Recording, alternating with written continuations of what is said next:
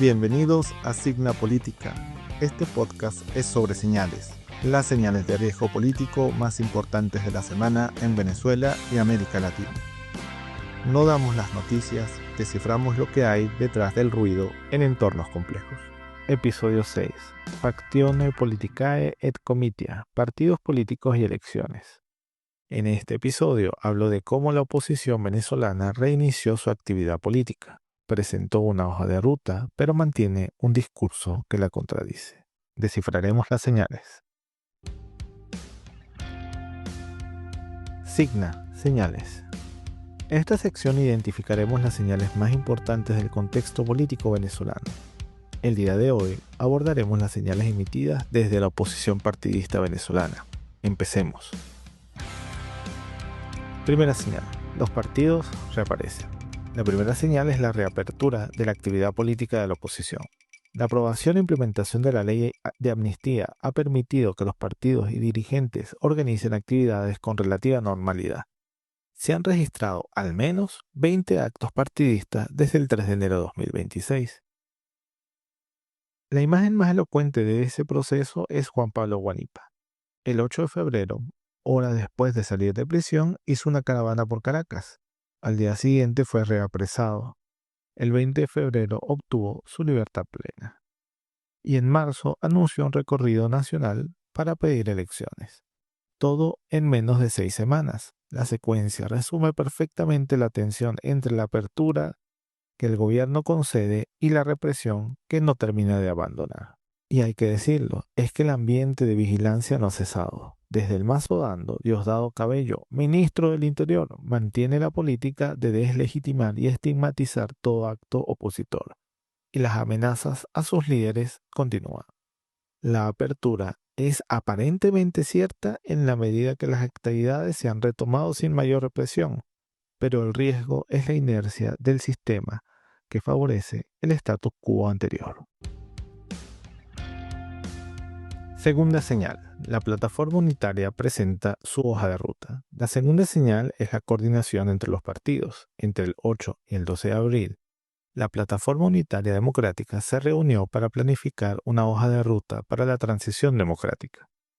Participaron Juan Pablo Guanipa, Delsa Solórzano, Henry Ramos Salud, Andrés Velázquez y Roberto Enríquez como secretario ejecutivo. Edmundo González y María Corina Machado participaron de forma virtual. La hoja de ruta consta de 8 puntos, todos orientados a lograr garantías democráticas mínimas.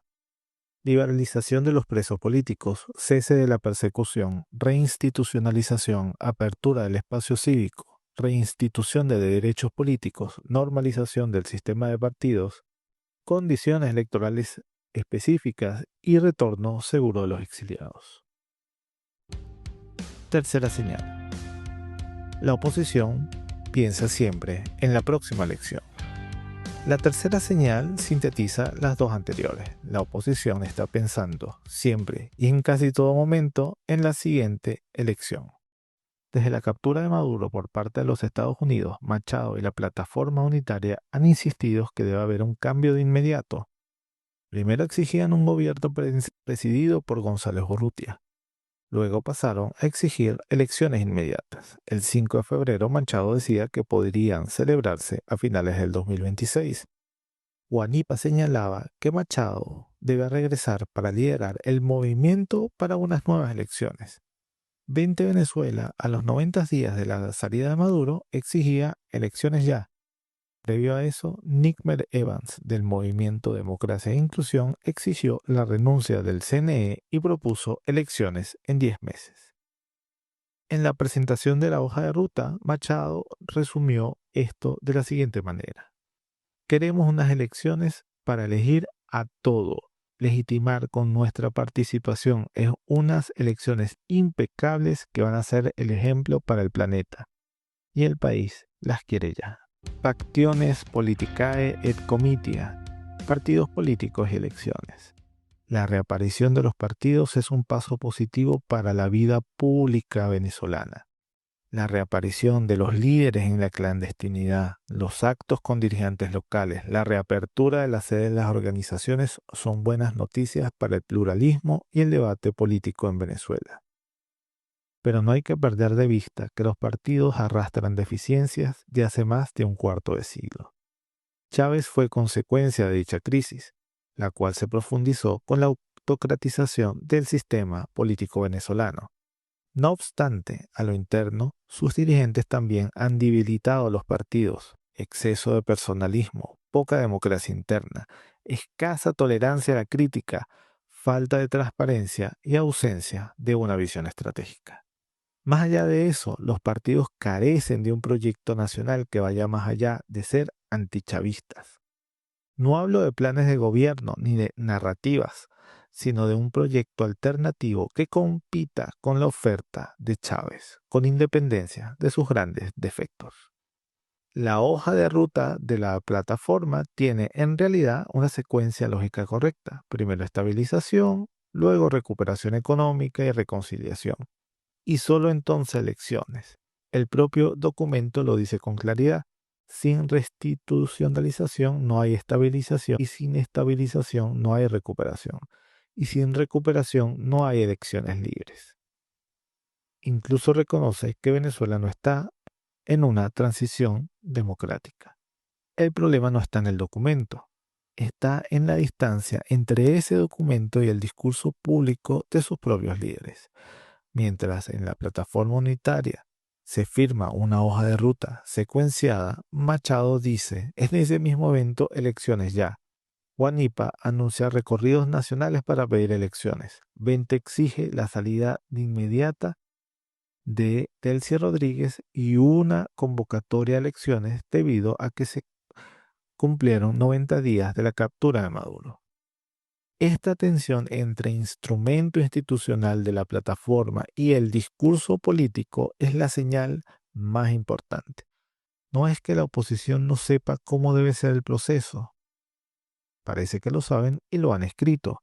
Es que su dinámica política interna los empuja a otra dirección. Pero hay algo más. La hoja de ruta asume que la recuperación económica solo es posible después de la reinstitucionalización. Y eso no es necesariamente cierto. Los últimos meses demuestran que la inversión petrolera llegó sin democracia. Los contratos de Chevron y Shell se firmaron sin un CNE independiente y los dólares del petróleo están en las cuentas del Tesoro americano, no en el BCB. Por tanto, la economía no esperó a las instituciones democráticas. Y eso deja a la oposición sin su argumento más importante, que sin democracia no hay recuperación económica.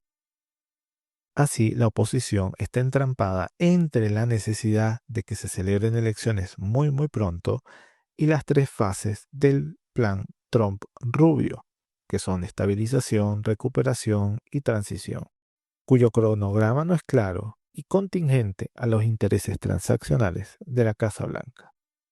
Es en este contexto que Vente y la plataforma insisten en un llamado a elecciones sin previamente impulsar, tanto en Caracas como en Washington, un conjunto de reformas políticas que permita construir unas reglas compartidas y acordadas sobre el acceso, distribución y ejercicio del poder entre grupos que difieren ideológicamente y representan intereses plurales. Comentario último. La oposición ha reiniciado su actividad política fuera de la clandestinidad. El gobierno de Delcy Rodríguez se ha visto en la necesidad de reabrir mínimamente el espacio político para adaptarse al nuevo entorno geopolítico y su relación con los Estados Unidos. Eso es un saldo positivo para el inicio de una transición, a pesar de que las restricciones permanecen. Sin embargo, más allá de los documentos, el discurso público de los líderes de oposición subordinan la estabilidad y la recuperación a la urgencia electoral, lo que impide avanzar en un proyecto nacional inclusivo y realmente plural. Finalmente, hay algo que me preocupa. Se mantiene el discurso moral religioso, es decir, definir la política como una lucha entre el bien y el mal, y eso anula cualquier posibilidad de acuerdo. Esa visión moralista de la política no es muy diferente a la que tenía Chávez cuando llegó al poder. Él también creía estar del lado del bien. Él también creía que sus adversarios no eran simplemente adversarios políticos, sino enemigos morales.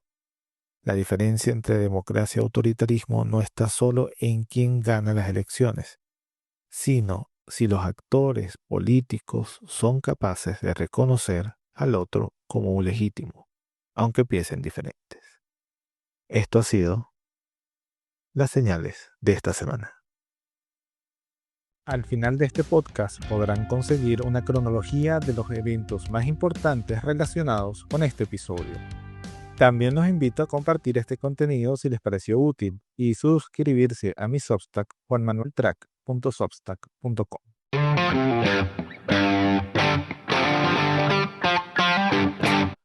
Esto ha sido Signa Política. Gracias por estar ahí.